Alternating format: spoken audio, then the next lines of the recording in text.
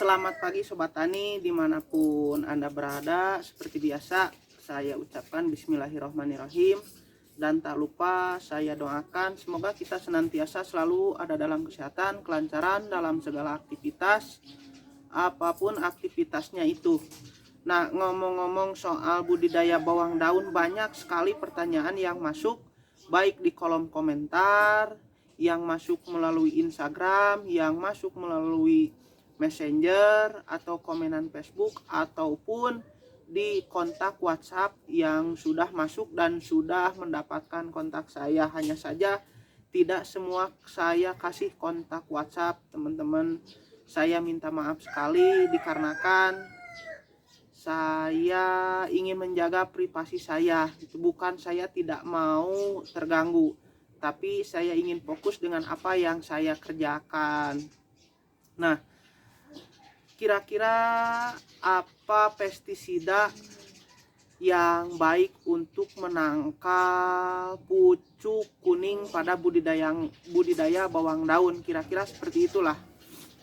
Nah, terjadinya pucuk kuning pada budidaya bawang daun itu terjadi dari beberapa faktor. Namun yang paling sering terjadi itu pertama, kurangnya asupan pestisida di golongan sistemik.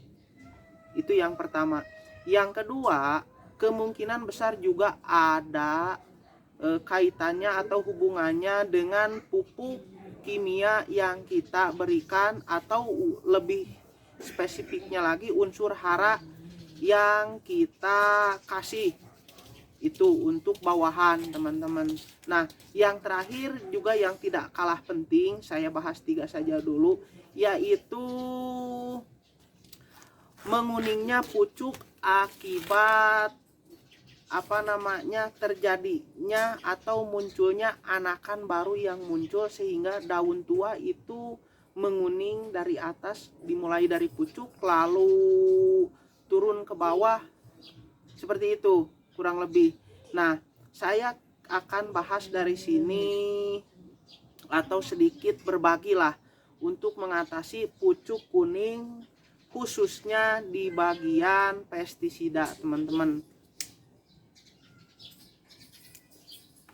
Jadi kalau unsur hara dalam tanah jelas solusinya kita kasih pupuknya disesuaikan, pupuk kandangnya disesuaikan, interval waktunya juga dirutinkan.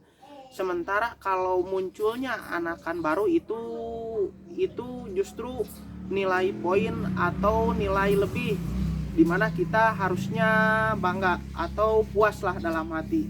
Nah, untuk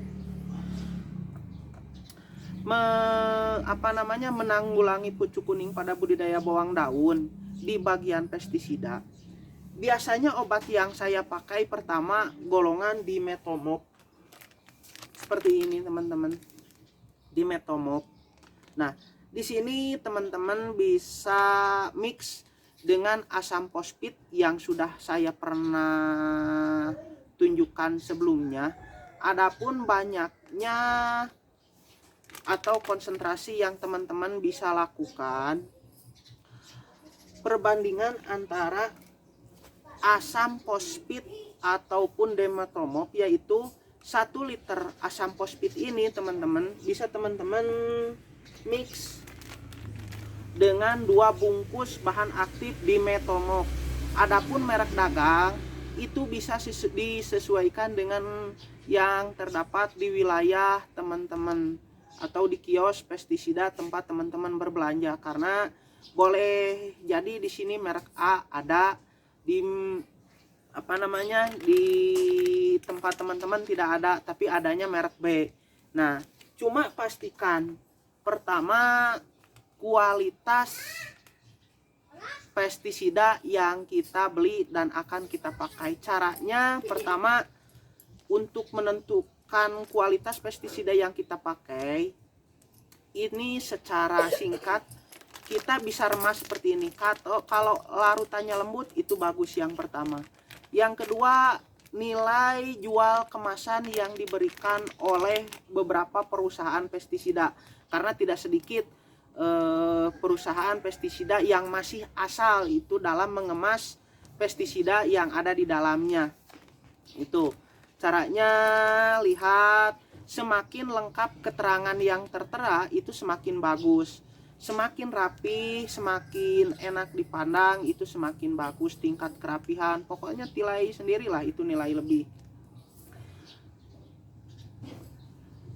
Poin ketiga, untuk menentukan kualitas pestisida itu dilihat dari perusahaan yang mengeluarkan, tentu saja karena akhir-akhir ini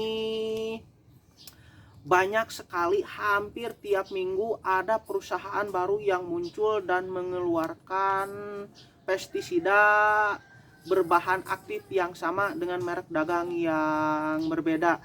Kemungkinan besar bahan aktif tersebut itu didatangkan langsung dari beberapa perusahaan multi atau perusahaan-perusahaan besar seperti Syngenta, Corteva, Bayer, BASF, dan lain sebagainya. Nah, kemungkinan besar seperti itu. Nah, yang pertama itu di golongan A di Metromop. Nah, untuk mengatasi pucuk kuning. Yang kedua, sementara untuk sistemiknya itu, untuk sistemik dulu teman-teman di kalangan di Metromop. Jadi teman-teman bebas, bisa teman-teman lakukan pengoplosan dengan asam fosfit yang biasa saya lakukan. Nah, ditambah dengan golongan azoxystrobin dipeconazole teman-teman. Hanya saja di sini saya tidak punya karena habis. Nanti saya akan tunjukkan, saya sekalian mau belanja. Ditambah dengan dipeconazole dan azoxystrobin. Jadi untuk sistemiknya teman-teman bisa coba asam fosfit di Metromop kalau teman-teman tidak mau mix. Tapi kalau mau di mix ada baiknya dengan golongan asam fosfit, karena sesuai yang pernah saya coba dan saya lakukan itu aman setelah disimpan beberapa minggu, bahkan mencapai 1 bulan lebih. Kalau 1 musim saya belum pernah coba simpan, tapi kalau untuk 1 bulan lebih saya pernah dan hasilnya itu baik-baik saja. Ditambah dengan golongan azoxystrobin plus dipeconazole. Jadi 4 bahan aktif masuk teman-teman untuk sistemiknya. Sementara untuk di kalangan kontaknya, teman-teman bisa coba bahan aktif mancozeb plus chlorothalonil. Nah, ini chlorothalonil teman-teman. Bisa masuk 2 bahan aktif tersebut. Interval waktu yang bisa teman-teman pakai itu sesuaikan dengan situasi dan kondisi, di mana lahan itu kan berbeda-beda. Ada yang datar, ada yang curam, kemiringan, ada yang rimbun dengan pepohonan, tanahnya lembab, tanahnya kering, tanahnya gambut, bisa disesuaikan lah. Semakin sering pemakaian pengaplikasian pestisida umumnya dan harusnya semakin bagus. Tapi itu tidak berlaku di dunia pertanian, karena apa? Yang kita tanam itu makhluk hidup, punya senyawa sendiri, punya zat tumbuh sendiri, genetik sendiri, dimana dia bisa mengobati dirinya sendiri dari serangan berbagai hama dan penyakit dari virus yang datang teman-teman. Nah, kurang lebih seperti itu. Karena takut videonya terlalu panjang, jadi saya jelaskan di sini saja teman-teman. Jadi jelas ya, untuk tanaman bawang daun khususnya di bagian penyakit pucuk kuning, saya sarankan pengaplikasian untuk sistemik di Metromop plus azoxystrobin dipeconazole. Untuk kontaknya chlorothalonil plus mancozeb. Untuk dosisnya sendiri azoxystrobin plus dipeconazole itu biasanya menjadi satu dalam 1 kemasan. Contoh merek dagang Amistartop dari Syngenta, Corona dari DGW, Glacier dari PT Mio, terus Amotop dari Advansia kalau nggak salah. Ya macam-macam lah, silahkan disesuaikan. Karena boleh jadi misal merek A cocok di tempat saya, tidak dicocok di tempat teman-teman. Jadi cocok atau tidaknya pestisida itu sangat bergantung pada banyak hal. Jadi tidak ada istilah irit mengirit dalam dunia pertanian. Yang ada tepat guna, tepat dosis, tepat sasaran, tepat waktu, dan tepat pestisida.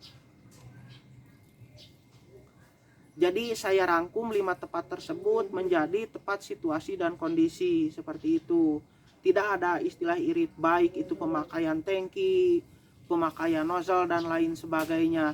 Karena bisa jadi ada cara untuk mengirit. Kalau dipakai pestisidanya kontak, misalkan kena tangan kiri, tidak mungkin akan sampai ke tangan kanan, teman-teman. Tidak ada istilah irit mengirit. Sesuai pengalaman saya saja itu, teman-teman. Jadi kurang lebih seperti itu saja dulu. Maaf, untuk dosisnya bisa pakai untuk Amistar, Corona, Amotop, ataupun Glacier, teman-teman. Khususnya berbahan aktif azoxystrobin dipeconazole itu 10 ml per tangki semprot yang biasa saya pakai, atau per 20 liter air, atau per 1 drum itu 100 ml. Nah, untuk di Metomop ini kemasan 40 gram ini cukup kita pakai untuk 5 tangki. Jadi 7-8 gram per 20 liter air, teman-teman. Nah, jadi enaknya seperti yang saya sudah bilang di awal video, kita mix supaya lebih enak menakar ketika waktu kita mengadon. Nah, untuk kontaknya teman-teman bisa pakai untuk chlorothanil 1-2 sendok, sedangkan mancozeb 2-3 sendok, teman-teman. Itu lebih dari cukup, itu dosis normal. Sedangkan untuk pencegahan itu cukup dengan 10 ml azoxystrobin, 8 gram di Metomop, 1-2 sendok, dan 3-4 sendok mancozeb plus chlorothanil. Sedangkan untuk penyembuhan dominan itu saya anjurkan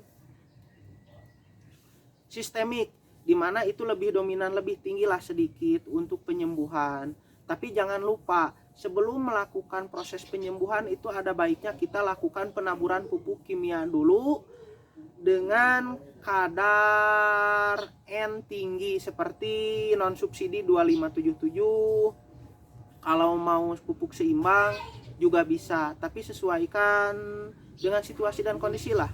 Dimana budidaya itu tidak bisa kita terka-terka, tidak bisa kita baca ke depan akan seperti apa. Jadi kurang lebih seperti itu dulu, karena saya mau lanjut bekerja mumpung cuaca terik. Semoga video saya bermanfaat. Jangan lupa like, share, dan subscribe tentunya. Like jika kalian suka video ini, dan dislike jika kalian tidak suka saya mau lanjut bekerja. Sampai jumpa di lain waktu dan lain video.